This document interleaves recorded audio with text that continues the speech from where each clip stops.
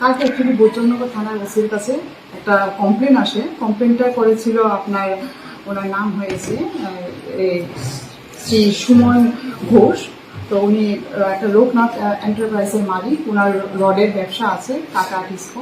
উনি কমপ্লেন করেছিল যে 19 তারিখ ওনার এখান থেকে রড এবং আরেকটা কোম্পানি আছে এসএস এন্টারপ্রাইজ, ওরা দুটা কোম্পানি মিলে total 9 ton tata Tiscon rod এটা একটা গাড়িকে দিয়েছিল, ট্রাক গাড়িকে, যেটাকে মালটাকে লোড করার পরে মালটা আনলোড হবে ধর্মনগর আর পানিসাগরে।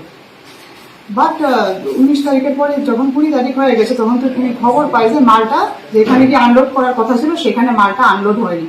অ্যাকর্ডিংলি সে যে ড্রাইভারকে মালগুলো দিয়েছিল আনলোড করার জন্য আমার সঙ্গে কন্ট্যাক্ট করেছিল, বাট ড্রাইভার বলছে যে একটু দেরি হচ্ছে কিন্তু যথাসময়ে মাল পৌঁছিয়ে দেবে।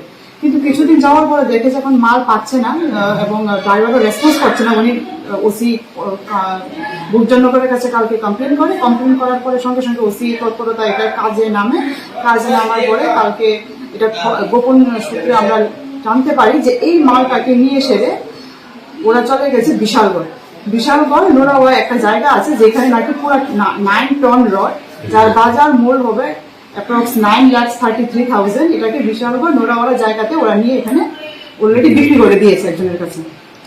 তো তারপরে পুলিশ এখানে আমাদের ওসি খয়েরপুর আউটপোস্টের সঙ্গে বড় একটা পুলিশ টিম বোধজংনগর থানার ওরা ওইখানে যায় এবং বিশালগড় থানার হেল্পও নিয়ে আমরা ওই জায়গা থেকে সেই টোটাল যে 9 টন রড পুরোটাই আমরা ওইখান থেকে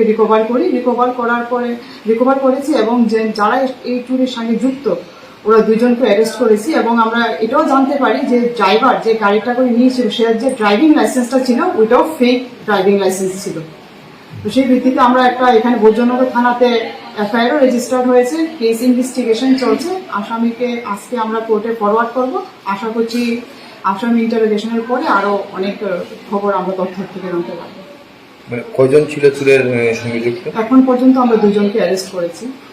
ড্রাইভার আছে এবং গাড়ির মালিক 2 জন অ্যারেস্টেড। তাদের নাম কি? মালিক হয়েছে শ্রী যাদব সাহা, ওনার বাড়ি হয়েছে ইস্ট প্রতাপগড়। আর ড্রাইভার হয়েছে আব্দুল গাফারি, ওনার বাড়ি হয়েছে মধ্য লক্ষ্মীগিরি বিশালগড়।